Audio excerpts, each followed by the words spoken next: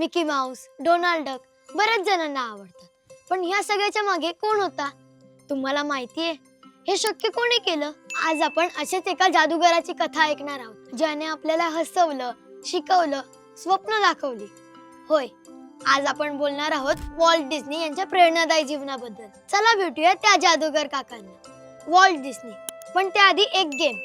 3, 2, 1. Like, subscribe आणि share.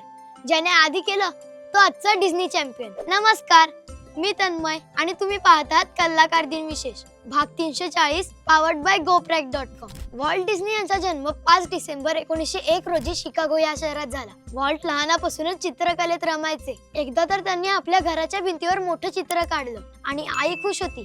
पण बाबा म्हणाले कागदावर काढ. वॉल्टच्या कल्पनाशक्तीला मर्यादा नव्हती. ते नेहमी स्वतःच्या कल्पनेतल्या दुनियेत फिरायचे, जिथे प्राणी बोलायचे, उंदीर नाचायचे आणि माणसं हसायची. कॉलेज संपल्यावर वॉल्ट डिस्नी यांनी छोट्या जाहिरात कंपनीमध्ये काम केलं, पण त्यांना नेहमी काहीतरी मोठं करायचं होतं. संपूर्ण व्हिडिओ पाहण्यासाठी आपल्या कलाकार YouTube चॅनलला नक्की भेट द्या.